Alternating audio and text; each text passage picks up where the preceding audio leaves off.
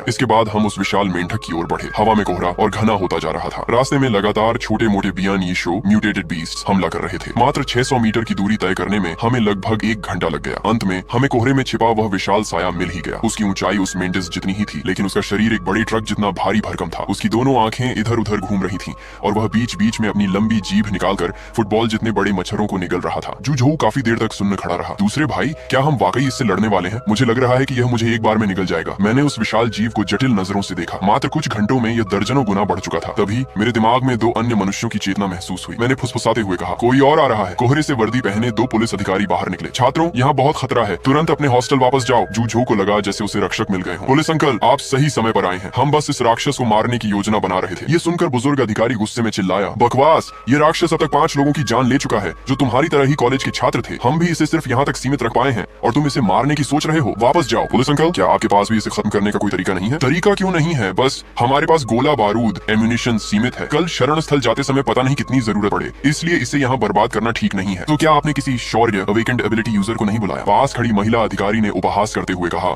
इनंगजे ability users पहली बारिश वाले सिर्फ शारीरिक रूप से थोड़े मजबूत हुए हैं। वे इस सर के जीव के सामने चारे से ज्यादा कुछ नहीं है। और जिन्होंने किस्मत से 2 बारिशों में भीगकर अपनी शक्तियां जगाई हैं, पूरे जियांगचेंग में उनकी संख्या बहुत कम है। मतलब सिर्फ 2 बारिशों में भीगने वाले ही शक्तियां जगा सकते हैं। क्या भीगने के समय की कोई शर्त है, या किसी ने बारिश का पानी जमा करके उसमें नहाने की कोशिश की? अधिकारी ने जवाब दिया, तीसरी बारिश के समय बहुत से लोगों ने पानी जमा किया था, लेकिन बारिश खत्म होते ही वह साधारण पानी बन गया। उसमें नहाने या उसे पीने से शरीर में कोई बदलाव नहीं हुआ। जहाँ तक समय की बात है, शोध से पता चला है कि जो जितना ज्यादा देर तक भीगा, उसकी शक्ति उतनी ही अधिक बढ़ी। खैर, अब तुम्हारी जिज्ञासा शांत हो गई हो तो घर जाओ, ये जगह तुम्हारे लिए नहीं है। मेरे तीनों दोस्तों ने अंतिम फैसले के लिए मेरी ओर देखा। मैंने उस विशाल मेंढक की जानकारी जांची। वह अपग्रेड एवोल्यूशन होने की कगार पर था। अगर इसे बढ़ने दिया गया तो पूरी जियांगचेंग यूनिवर्सिटी इसका शिकार बन जाएगी। इसे अभी रोकना जरूरी था। जू आगे बढ़ने ही वाला था कि मैंने उसे पकड़ लिया। रुको, मुझे एक प्रयोग करना है। मैंने वर्चुअल स्पेस से एक सर्च लाइट, तेज रोशनी वाली टॉर्च निकाली और मेंढक की ओर दौड़ पड़ा। मेरे तीनों दोस्त भी पीछे पीछे भागे। पुलिस वाले दंग रह गए। ये रफ्तार! क्या ये सब शक्ति धारक हैं? मैंने सर्च लाइट से मेंढक की आंखों पर रोशनी डाली। मेरी समझ के अनुसार मेंढक रात में सक्रिय रहते हैं और तेज रोशनी के प्रति संवेदनशील होते हैं। जब मैंने सही कोण से उसकी आंखों पर रोशनी डाली तो वह विशाल मेंढक वाकई 2 सेकंड के लिए ठिठक गया। हालांकि लगातार रोशनी डालने पर असर कम हो गया। तभी जू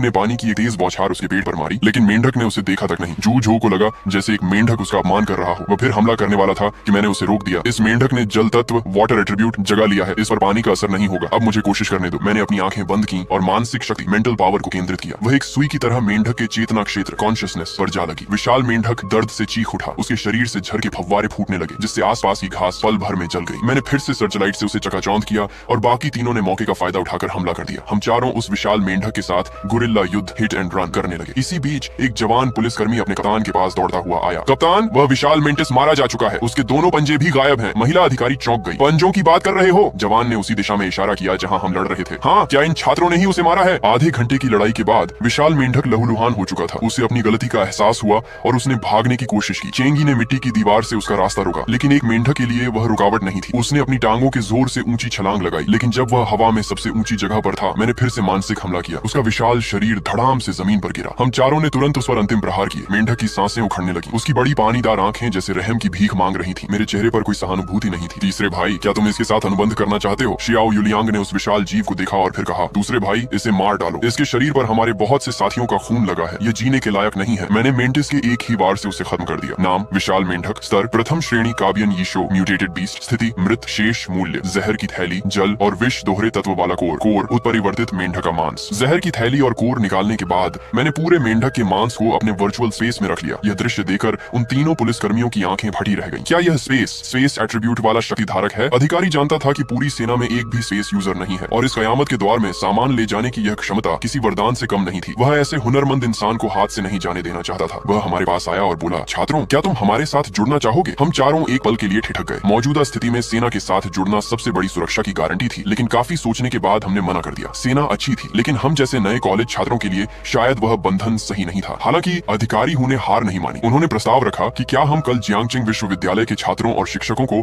शरण स्थल तक पहुंचाने में मदद करेंगे। इसके बदले में वे हमें 4 असॉल्ट राइफलें और 12 हथगोले ग्रेनेड्स देंगे। यह सुनकर हमारी आंखें चमक उठी। एक तो हम वैसे भी शरण स्थल जा रहे थे और रास्ते में कोई मुसीबत आती तो हम चुप नहीं बैठते। दूसरा, कौन सा लड़का बंदूक चलाने के लालच को मना कर सकता है? हमने तुरंत हाँ कर दी। पुलिस कर्मियों के जाने के बाद मैंने एक अजीब बात गौर की। 2 बड़ी लड़ाइयों के बाद भी शरीर में थकान का नामो निशान नहीं था। जब मैंने बाकी तीनों से पूछा तो उन्हें भी एहसास हुआ कि वे बिल्कुल थके नहीं हैं। जब मैंने अपने दिमाग के पैनल को देखा तो वहाँ एक बैटरी का निशान निशान दिख रहा था जो अभी आधी भरी थी। क्या यह पैनल हमारे शरीर को चार्ज कर रहा है? अगर बैटरी खत्म हो गई तो क्या होगा? क्या पैनल गायब हो जाएगा? तभी मुझे महसूस हुआ कि पैनल उस मेंटिस के गोल्डन कोर के लिए तड़प रहा है। बाकी तीनों की सहमति के बाद मैंने वह कोर पैनल को खिला दिया। इसके बाद पैनल फिर से चार्जिंग मोड में चला गया। हमने कैंपस में और कोर खोजने की कोशिश की, लेकिन काफी घूमने के बाद हमें सिर्फ एक उत्परिवर्तित चूहे से एक और कोर मिला। दूसरे भाई, क्या हमारे कैंपस में बस इतने ही राक्षस बचे हैं? शायद नहीं, लेकिन वह मेंढक यहाँ का सबसे शक्तिशाली जीव था। उसे हराने के बाद थोड़े समझदार जीव डरकर भाग गए होंगे। जब हम वापस हॉस्टल जा रहे थे, हमें अचानक आड़ू के फूलों, पीच ब्लॉसम की खुशबू आई। अभी जून का महीना है, ये खुशबू कहाँ से आई? मैंने तुरंत इनसाइट शक्ति चालू की। वह जीव हम पर हमला नहीं करना चाहता था, बल्कि लुका छिपी खेल रहा था। जब भी मैं उसे देखने की कोशिश करता, वह ओझल हो जाता। मैंने उन तीनों के कान में रणनीति समझाई। हम चारों दिशाओं में खड़े हो गए। जैसे ही वह छोटा जीव फिर से प्रकट हुआ, मैंने उस पर मानसिक हमला किया। चेंगी और जू झो ने भी अपनी शक्तियों से उसे घेरा। जब वह नन्हा जीव भागने के लिए इकलौती खाली जगह की ओर झपटा, तो शियाओ युलियांग ने छलांग लगाकर उसे दबोच लिया। वह छोटा जीव सीधे युलियांग की गोद में जा गिरा। अब हम उसे साफ देख सकते थे। वह हाथ की हथेली जितना छोटा एक ट्री स्पिरिट था। नाम भाग्यशाली आड़ू का पेड़। सर प्रथम श्रेणी का पौधा। शक्ति 15, चपलता 30, सहन शक्ति 20, मानसिक शक्ति 25, आत्मीयता 10, तत्व प्रकृति, कौशल, टेलीपोर्टेशन, जीवन बहाली, लाइफ रिकवरी। मेरी आंखें चमक उठी। तीसरे भाई, ये हीलर है। हमारी टीम में एक डॉक्टर की कमी थी। तुम्हें कैसा लग रहा है? दूसरे भाई, अब क्या सोचना, बस यही चाहिए। वैसे भी मारकाट मेरा स्टाइल नहीं है। युलियांग ने उस नन्हे जीव को अपनी आंखों के सामने उठाया और कहा, नन्हे दोस्त, क्या तुम्हें लुका छिपी पसंद है? मेरे साथ घर चलोगे? मेरा घर बहुत बड़ा है। ये सुनते ही नन्हे ट्री स्पिरिट की मुरझाई पत्तियां खिल उठी, लेकिन फिर से धीरे धीरे झुक गईं। युलियांग, अपनी अनुबंध जगह कॉन्ट्रैक्ट स्पेस खोलकर उसे दिखाओ, शायद इसे कोई चिंता है। युलियांग ने आंखें बंद की और ट्री स्पिरिट के सामने एक नई दुनिया खुल गई। वहाँ हरियाली, पहाड़, घास के मैदान और बहते बादल थे। वह नन्हा जीव खुशी से उछल पड़ा। उसे वहाँ भरपूर आध्यात्मिक ऊर्जा, स्पिरिचुअल एनर्जी महसूस हुई और वह कूद कर अंदर चला गया। हम चारों बहुत खुश थे। युलियांग का अनुबंध आसानी से पूरा हो गया। जब मैंने युलियांग के गुणों, एट्रीब्यूट्स को फिर से देखा तो मैं दंग रह गया। हालांकि उसे लाइफ रिकवरी नहीं मिली थी, लेकिन टेलीपोर्टेशन की शक्ति मिली थी, जो लड़ाई में बहुत काम आती है। उससे भी ज्यादा चौंकाने वाली बात उसकी चारों बुनियादी शक्तियों में हुई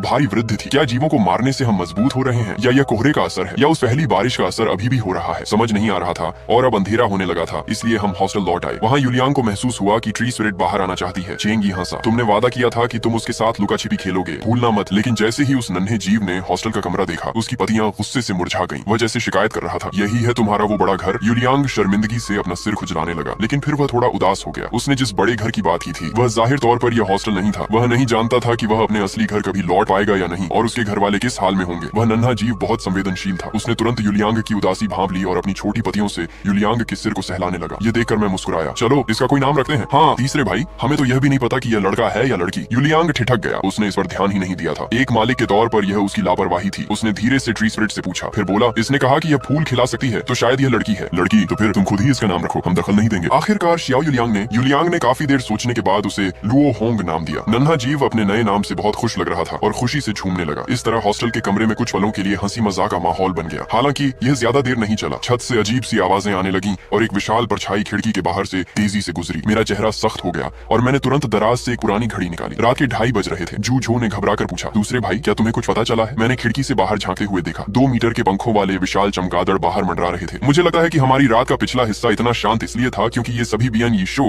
म्यूटेटेड बीस्ट्स चौथी बारिश का इंतजार कर रहे थे। उन्हें उम्मीद थी कि एक और बारिश उन्हें और शक्तिशाली बना देगी। लेकिन अब जब चौथी बारिश नहीं हुई तो उन्होंने हॉस्टल में मौजूद इंसानों को अपना शिकार बनाना शुरू कर दिया है। मेरी बात खत्म होते ही बाहर से चीख पुकार सुनाई देने लगी। चारों हॉस्टल इमारतों में दहशत फैल गई। चेंगी अपने साथियों की मदद के लिए व्याकुल था। दूसरे भाई, क्या हमें बाहर जाना चाहिए? अभी थोड़ा इंतजार करो, कैंपस में तैनात पुलिस बल जल्द ही पहुंच जाएगा, तब तक बाहर निकलना ठीक नहीं है। लेकिन वे हमारे सहपाठी हैं, जब तक पुलिस आएगी तब तक कई लोग घायल हो चुके होंगे या मारे जाएंगे। मैंने गंभीरता से कहा, बड़े भाई, कयामत अपोकलिप्स में मौतें होना तय है, तुम्हें यह स्वीकार करना होगा। मैं सिर्फ यह नहीं चाहता कि हम अपनी मदद को इतना सस्ता बना दें कि लोग उसकी कद्र न करें। 15 मिनट बाद पुलिस कप्तान और उनके 20 जवान उन विशाल चमगादड़ों से भिड़ चुके थे। तब हम अपने कमरे से बाहर निकले। जब हम नीचे पहुंचे तो कुछ पुलिसकर्मी घायल हो चुके थे। शियाओ युलियांग ने तुरंत ट्री स्पिरिट लुओ होंग को उनके इलाज के लिए बुलाया, जबकि हम तीनों लड़ाई में कूद पड़े। तभी एक विशाल चमगादड़ मेरी ओर झपटा। मैंने फुर्ती से खुद को बचाया और अपनी मैंटिस स्वॉर्ड, मैंटिस ब्लेड से जवाबी हमला किया। वह चमगादड़ पीछे हटने लगा और भागने की कोशिश करने लगा। तभी मैंने अपनी टॉर्च की तेज रोशनी सीधे उसकी आंखों पर डाली। वह जैसे बिजली के झटके से ठिठक गया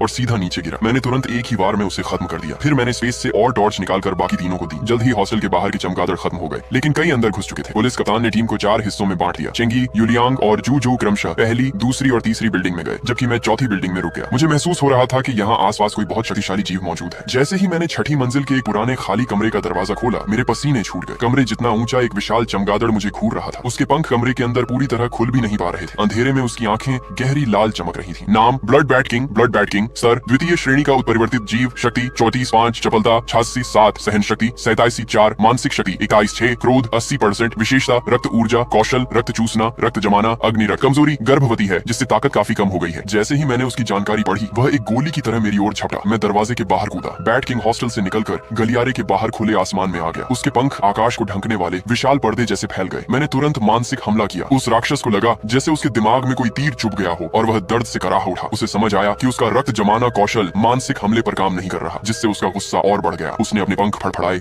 और लाल बिजली की तरह मेरी ओर बढ़ा। मैं एक तरफ कूदा और वह दीवार से टकराकर उसमें बड़ा छेद कर गया। मैंने दूसरा मानसिक हमला किया। उसकी चीख पूरी बिल्डिंग में गूंज उठी। कमरों में छिपे छात्र इस आवाज से और डर गए। वे सांस लेने की हिम्मत भी नहीं जुटा पा रहे थे कि कहीं यह दानव उनकी ओर न आ जाए। उन्हें यह नहीं पता था कि इस बैट किंग की चीख ने आसपास के अन्य चमगादड़ों को बुला लिया है। वे सब अपनी जगह छोड़कर यहाँ पहुंचने लगे। मैंने दूर से आती आवाजों को सुना। मेरा चेहरा पीला पड़ गया। मुझे इसे जल्द खत्म करना होगा। 2 मानसिक हमलों ने उस पर ज्यादा असर नहीं किया था, शायद 3-4 और भी काफी ना हो। मुझे कोई और रास्ता ढूंढना था। जब बैट किंग ने फिर से हमला किया तो इस बार मैं पीछे नहीं हटा। मुझे अपनी चोटों की परवाह नहीं थी। मेरी नजरें बस उस पर टिकी थी। मैं डर रहा था कि मेंढक वाला जहर उस पर काम करेगा या नहीं। सौभाग्य से कुछ ही देर में जहर उसके घावों से पूरे शरीर में फैलने लगा। उसका विशाल शरीर बुरी तरह भड़कने लगा और उसकी कराहें किसी की भी रूह कंपा देने वाली थी। थोड़ी देर में वह शांत हो गया। लड़ाई खत्म होते ही मुझे अपनी चोटों का एहसास हुआ। दर्द असहनीय था और फर्श पर खून फैल गया था। तभी छोटे चमगादड़ों का झुंड वहां पहुंच गया। वे छठी मंजिल के बाहर हवा में मंडरा रहे थे। अपने राजा के शव को देखकर हैरान और अनिश्चित थे। मैंने अपनी तलवार उठाई और खड़ा हो गया। अगर उन्होंने हमला किया तो मुझे अपनी आखिरी ताकत झोंकनी होगी। तभी सीढ़ियों से दौड़ने की आवाजें आई। चेंगी और बाकी साथी वहां पहुंचे और नजारा देखकर सन्न रह गए। दूसरे भाई, वे दौड़कर मेरे पास आए। शियाओ युलियांग ने तुरंत लुओ होंग को मेरे इलाज के लिए तैनात किया। जू झो ने जमीन पर पड़े उस विशाल शव को देखा और फिर हवा में उड़ते चमगादड़ों की ओर गुस्से से ताकने लगा। चेंगी ने पहले मेरे जख्मों को देखा और फिर उन बंद दरवाजों की ओर देखा जहां छात्र छिपे थे। उसके मन में कड़वाहट भर गई। उसने सोचा, एक भी छात्र बाहर नहीं आया। भले ही 2 बारिशों वाले लोग कम थे, लेकिन तीसरी बारिश में तो लगभग सब भीगे थे और उनके शरीर मजबूत हुए थे। फिर भी संकट के समय किसी ने मदद का हाथ नहीं बढ़ाया। इस बार उसे समझ आया कि उसके दूसरे भाई ने क्यों कहा था कि हमारी मदद को सस्ता मत समझो। उसने अपने मन में कहा, चेंगी, यह कयामत की दुनिया है। अपनी बेतुकी सहानुभूति और दया को अब त्याग दो। तभी सशस्त्र पुलिस वुजिंग की एक टीम मौके पर पहुंच गई और उन्होंने बाकी बचे छोटे चमगादड़ों का सफाया कर दिया। उस समय मेरी नजर जमीन पर पड़ी ब्लड बैट किंग पर पड़ी। सामान्य लूट के अलावा वहाँ 4 नवजात चमगादड़ भी थे। मैं उन नन्हे जीवों को देखकर कशमकश में पड़ गया कि उन्हें पालूं या मार दूं। फिलहाल मैंने उन्हें उसी कमरे में छिपा दिया और रात की लूट बटोरना शुरू किया। तभी कैप्टन हु मेरे पास आए। छात्र जियांग चुआन, मैंने देखा कि आप इन बियान यी शो म्यूटेटेड बीस्ट्स के शरीर से कुछ निकाल रहे हैं। क्या आप बता सकते हैं कि वह क्या है? Crystal core. Crystal core? Crystal core वह क्या है? उसका क्या उपयोग है? सच कहूँ तो मुझे भी पूरी तरह नहीं पता, लेकिन मेरी अंतरात्मा कहती है कि यह चीज बहुत काम आने वाली है। मेरा सुझाव है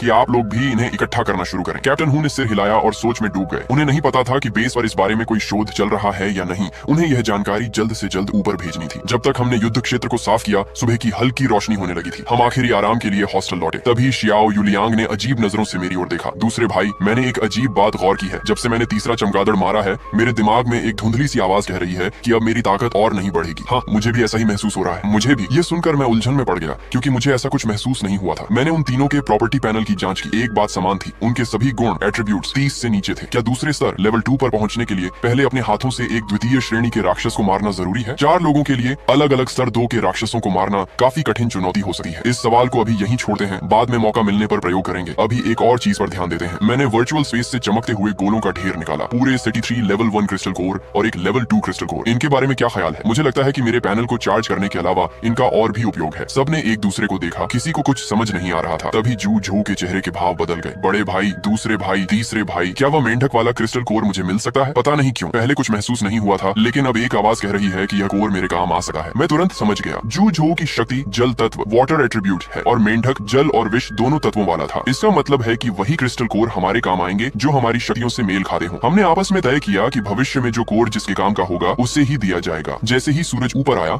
अन्य हॉस्टल के छात्र सेना के साथ शरण स्थल शेल्टर जाने के लिए निकलने लगे, लेकिन हम चारों अभी नहीं हिले क्योंकि हमें एक और जरूरी काम करना था, सफाई लूटिंग। कई छात्रों ने राशन जमा किया था जिसे वे साथ नहीं ले जा सकते थे। यहाँ मेरी स्पेस शक्ति काम आई। आधे घंटे की तलाशी में हमें 5 बोरी मैदा, 7 बोरी चावल, 2 बड़े ड्रम अल्कोहल और ढेर सारा फुटकर सामान मिला। अंत में हम उसी कमरे में लौटे जहाँ बैट किंग मिला था। तीसरे भाई, क्या तुम इन्हें पालकर अपना दूसरा अनुबंध जीव बनाना चाहते हो? नहीं, ये उस लायक नहीं है और इन्हें देखकर मुझे तुम्हारा घाव याद आएगा। युलियांग ने मेरी घायल दाहिनी भुजा की ओर देखा। मैं उसकी बात समझ गया। तो इन्हें मार देते हैं। वैसे भी ये अभी बहुत कमजोर हैं और इन्हें पालने में संसाधन बर्बाद होंगे। मैंने तुरंत उन्हें खत्म कर दिया। हम ठीक समय पर इकट्ठा होने वाली जगह पर पहुंचे, लेकिन हजारों लोगों की भीड़ टस से मस नहीं हो रही थी। कैप्टन हु चिंता में डूबे सामने देख रहे थे। पुलिस अंकल, हम अपने हथियार लेने आए हैं। उन्होंने हमें देखकर 2 बार सिर हिलाया और अपने मातहत को हथियार लाने का इशारा किया। मुझे आश्चर्य हुआ जब उन्होंने हमें लेटेस्ट टाइप 20 राइफलें और 20 एंटी टैंक मिसाइलें दी। हथियार पाकर हमें खाली जंगली कोने में उनका अभ्यास करने लगे। दूसरे भाई, क्या हम इस तरह अलग आकर जाने का समय तो नहीं चूक जाएंगे? चिंता मत करो, अभी हम कहीं नहीं जा रहे। कैप्टन हू ने बात करते समय 3 बार अपनी घड़ी देखी है। वो किसी का इंतजार कर रहे हैं। किसका इंतजार? शायद सेना या बेस के किसी खास आदमी का। 15 मिनट बाद मुझे एक अजनबी मानसिक शक्ति का एहसास हुआ। जब हम फिर से कैप्टन हू से मिले तो उनके साथ एक फटे हाल कपड़ों में आदमी खड़ा था। तभी कैप्टन ने सबको इकट्ठा किया, लेकिन खबर प्रस्थान की नहीं थी। सभी छात्र ध्यान दें, मुझे एक जरूरी सूचना देनी है। कल रात हमारे बेस पर हजारों बियान यी शाओ म्यूटेटेड बीस्ट्स ने हमला किया। सड़क साफ करने के लिए भेजी गई टीम बिखर गई है। अब जो छात्र हमारे साथ चलना चाहते हैं उन्हें अपनी सुरक्षा खुद करनी होगी। अगर आप इन राक्षसों का सामना करने के लिए तैयार नहीं है तो आप यूनिवर्सिटी में रुकने का विकल्प चुन सकते हैं। ये सुनते ही भीड़ में गालियां शुरू हो गई। जनता की रक्षा करना सेना का कर्तव्य है। अगर हमें खुद की रक्षा करनी है तो तुम्हारी क्या जरूरत है? कई छात्र चुपचाप वापस कैंपस की ओर मुड़ गए। कैप्टन हू के चेहरे पर कोई भाव नहीं था। हजारों की भीड़ में से अब सिर्फ 2-3 हजार लोग ही बचे थे। मैं धीरे से मुस्कुराया। कितने मूर्ख हैं, इतना अच्छा मौका गंवा दिया। दूसरे भाई, तुम्हारा क्या मतलब है? कई लोगों के पास शक्तियां नहीं है, उनके लिए यहाँ रुकना सुरक्षित हो सकता है ना? खतरा अब हर जगह है। कैप्टन हू ने खुद की रक्षा की बात जरूर कही है, लेकिन अगर सच में राक्षस आए तो क्या वह हाथ पर हाथ धरे बैठेंगे? जिनमें इतनी भी समझ नहीं, वे क्या खाक बचेंगे? उन्होंने बस समझदार और बहादुर लोगों को छांटने के लिए यह कहा था। हालांकि इसका मतलब यह भी है कि दुनिया के हालात हमारी सोच से कहीं ज्यादा बदतर हैं। मैंने उस फटे हाल आदमी को देखा और चौंक गया। उसके पास भविष्यवाणी प्रीकॉग्निशन की शक्ति है। मैंने अपने भाइयों को बताया। भविष्यवाणी? फिर तो डरने की क्या बात है? नहीं, उसकी शक्ति की एक सीमा है। उसकी भविष्यवाणी की शक्ति की निश्चित रूप से कोई कूल डाउन लिमिट होगी, या फिर इसमें बहुत अधिक ऊर्जा खर्च होती होगी, वरना उसकी हालत इतनी खराब नहीं होती। इसलिए आगे के रास्ते में हमें खुद पर ही ज्यादा भरोसा करना होगा। थोड़ी देर बाद हम आधिकारिक रूप से निकल पड़े। 2 घंटे की निरंतर प्रगति के बाद भी हम 1 किलोमीटर से कम की दूरी तय कर पाए थे। रास्ते में लगातार तरह तरह के बियान यी शो म्यूटेटेड बीस्ट्स हमला कर रहे थे, लेकिन अच्छी बात यह थी कि उनका स्तर लेवल ऊंचा नहीं था। हमें हाथ भी नहीं उठाना पड़ा। सशस्त्र पुलिस वुजिंग ने ही उन्हें निपटा दिया। साथ ही आसपास के कई नागरिक और सैनिक भी काफिले में शामिल होना चाहते थे और कैप्टन हू ने उन सबको साथ ले लिया। तभी दूर के जंगलों से अचानक सरसराहट की आवाज आई। इसके तुरंत बाद झाड़ियों से पंखों के आकार जितनी बड़ी उछाल भरते हुए कुछ बाहर निकला। सबसे आगे एक विशाल नारंगी बिल्ली ऑरेंज कैट थी। सूरज की रोशनी में उसके बाल किसी धातु की तरह चमक रहे थे। उसकी मजबूत और शक्तिशाली मांसपेशियां हर कदम के साथ हड़क रही थी। नाम fortune fire cat, lucky fire cat. स्तर द्वितीय श्रेणी का इनंग शो। Ability beast. शक्ति 34, चपलता 28, सहन शक्ति 34, मानसिक शक्ति 32, क्रोध 35%, तत्व अग्नि फायर, कौशल अग्नि का गोला, फायरबॉल, अग्नि ढाल, अग्नि शाखा। कमजोरी कोई नहीं। यह देखकर मेरा चेहरा सख्त हो गया। ये पहली बार था जब हमारा सामना बिना किसी कमजोरी वाले किसी शक्तिशाली जीव से हुआ था।